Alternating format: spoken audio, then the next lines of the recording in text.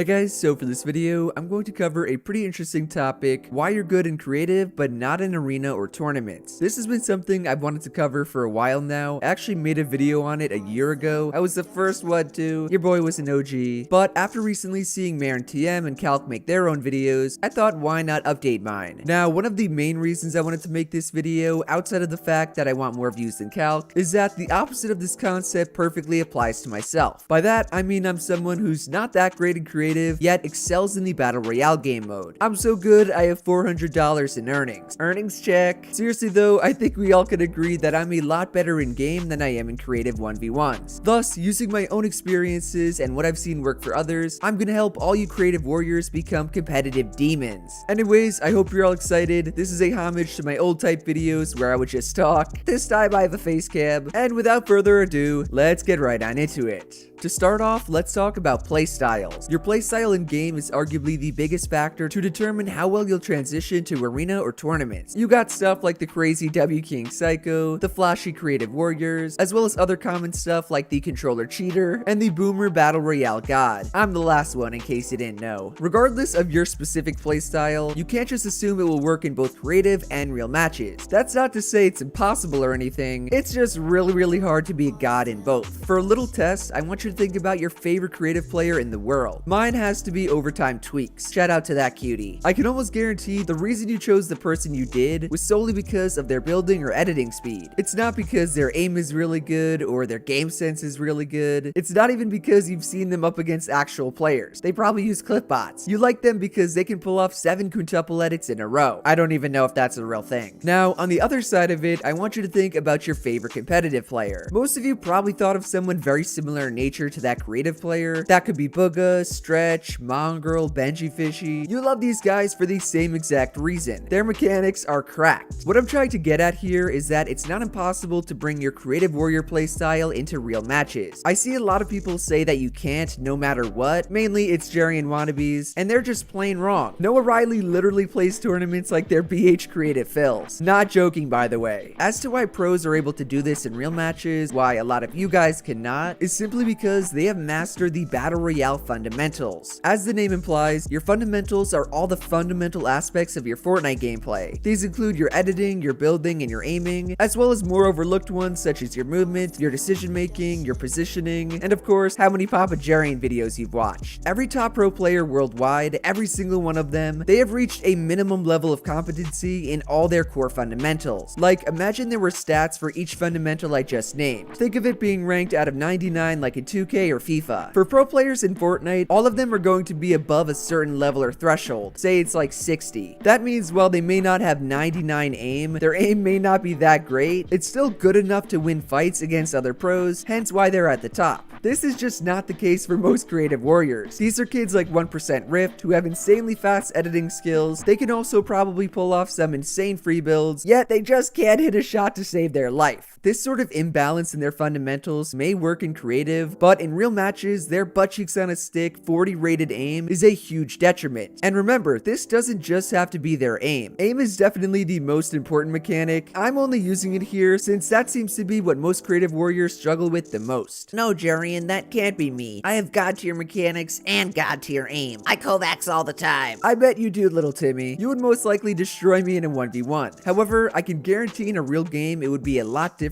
simply because of the overlooked fundamentals I mentioned before. You see, Fortnite is not just about your aiming, editing, and building. If it were, then every creative warrior would be a pro by now. No, but for real, god tier pro players not only mastered their basic fundamentals, but they've also gone ahead and acquired all the overlooked ones. A prime example of this is Liquid Mitro. Mitro is one of the greatest Fortnite players of all time. He double qualified for the World Cup, won a bunch of summer and fall skirmishes back in 2018, and he just recently won the Trio FNCS. Pretty crazy, right? Well, what's even crazier to me is that Mitro never had the flashiest mechanics. I'm not saying he has bad mechanics or that he ever did. That would just be a lie. All I'm saying is that his mechanics were never what separated him from everyone else. Okay, what is then? In my opinion, it's his fighting IQ, his peaks, his movement, and his composure. Watch this clip of Micho fighting a kid in Salty and pay attention to his positioning. Do you notice how anytime he goes for a shot, he's pretty much always in the optimal place to shoot? I can count like 5 different times where he ducks behind a cone or perfectly moves behind a wall to prevent his opponent from getting off any sort of damage. In fact, this madman got his opponent to miss 4 shots in a row. His opponent didn't have bad aim, Micho just forced him to miss shots. Here's another example which is from the same game that goes to show how often he does this stuff, where again, he shows off his elite battle royale fundamentals. Anytime Micho approaches his opponent's wall, he either has a cone down and or a right hand peek. On top of that, if he's in range to get piece controlled, he quickly moves out of that space to prevent getting boxed up. These tiny little things he does that most creative warriors do not are why he consistently wins fights and tournaments. It's also why he makes his opponents look so bad when in creative, they probably look pretty darn good. Thus, to kind of sum this first point up, you do not need insane mechanics to be good in real matches. I know they look cool and creative, they'll probably get you a few subscribers, but that is not how you succeed in the Battle Royale game mode. As the great Young Calc says, piece control means nothing when you have a controller player spraying their SMG in your face. Additionally, which kind of goes along with this point, don't only practice your mechanics or your aim. Yes, I know those are the main fundamentals you have, however, they're not the only ones for you to practice. If you're struggling to win fights, you need to work on your fighting IQ, your movement, your peaks, your composure. You want to be as well-rounded as possible. Pro players like Aqua and Tayson, who have been the best in the world, they're the best because they're good at every skill. They're not the best at one like most creative warriors are and then bad at others. They're just very, very well-rounded. So again, find what's lacking in your gameplay, work on it, and then mold your playstyle around it to find the new you. Moving on, the next big reason you're good and creative yet bad in arena and tournaments is how you practice. It's no secret that creative lobbies run way better than normal matches do. I think on average you get like 15 less ping, and then depending on your setup, probably an extra 50 to 60 FPS. This may not seem like a lot, especially if you're on console or if you get stable 144 or 240 like I do, but trust me, you will feel the difference in game. You'll end up missing edits, failing to get piece control, and losing fights that you would normally win. The solution for this problem is actually pretty simple. Stop playing so much creative. Creative will always be really helpful for improving your mechanics. It's the only place you can get quick and dirty practice that doesn't require you to play the early game and all the other boring stages of a normal match. However, it should not be your only source of practice. You need to get used to the actual servers and how your game runs in tournaments and arena. Who would have guessed? That's not the only practice related problem though. In addition to not being accustomed to how real games feel, you're also not comfortable with non-creative settings. Be honest with me, boys and girls, how many of you use a mat cap when you practice in creative? Don't be embarrassed, I do it too. I usually use 500 for each in Zone Wars or unlimited if I'm doing a 1v1. In reality, it's just not a great way to practice. In order for you to seamlessly transition from creative to arena, you need to make your creative matches more realistic. That means not using pumps. Pumps are no longer in the game. It also means limiting how many materials you have, paying more attention to your surroundings, and of course, practicing the way you'd actually play an arena or a tournament. There's a reason why pro athletes in real sports play scrimmages more than anything else. You don't see someone like LeBron just practicing his dribbling for 8 hours a day. Most of his practice is against another person and or a whole team. Just thinking about that now, why do creative warriors do that? They'll free build for hours, do some creative and box fights, and then randomly think that they can go into an actual match and succeed. Newsflash, that is not gonna happen. And since we're still on the topic of realistic practice, please do not only go up against your friends. Unless your friends are pro players, which they probably aren't, they are not gonna challenge you. To get better, you constantly want to be challenging yourself and going up against someone who is better than you. The better the players you practice are, the easier the people in game will feel to fight.